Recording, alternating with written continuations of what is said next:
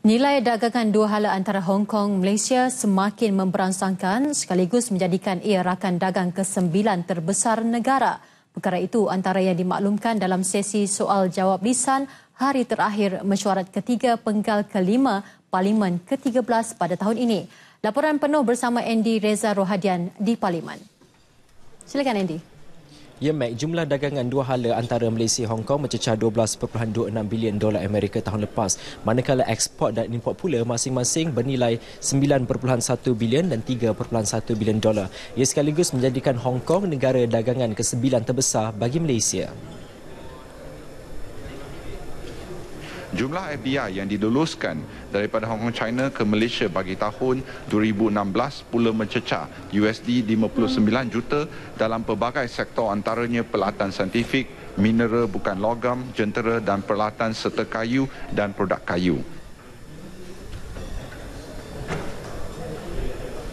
Baik, penjelasan itu bagi menjawab Senator Datuk mengulas lanjut, Datuk Chua berkata jumlah langsung asing FDI dan jumlah dagangan Malaysia Hong Kong dan ASEAN Hong Kong dijangka akan terus meningkat.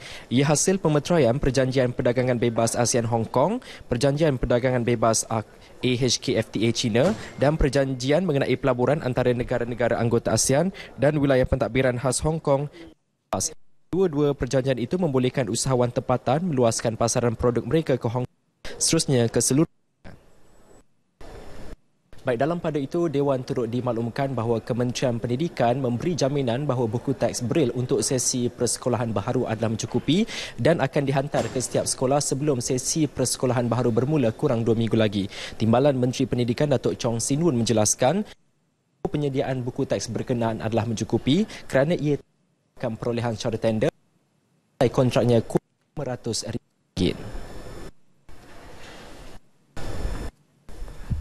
Perolehan secara sebut harga bagi pentranskripsian buku teks Braille hanya akan dilaksanakan setelah buku teks arus perdana berada di tahap naskah sedia kamera ataupun NSK. Pentranskripsian buku teks Braille juga disediakan secara berjilid. Setakat ini, tempoh masa bagi pentranskripsian dan penyediaan buku teks Braille adalah mencukupi. Puan Pamawati yang sentiasa. Baik, tambah Datuk Chong, kementeriannya sentiasa memantau keperluan setiap sekolah yang menyediakan pendidikan khas bagi memastikan kemudahan pelajar mencukupi. Berdasarkan perkeliling, 4 perkara yang perlu ada adalah susu parkir kereta dan tandas OKU. Mana-mana belum ada kemudahan tersebut, Kementerian Pendidikan akan berusaha menyediakannya berdasarkan bajet yang diperoleh.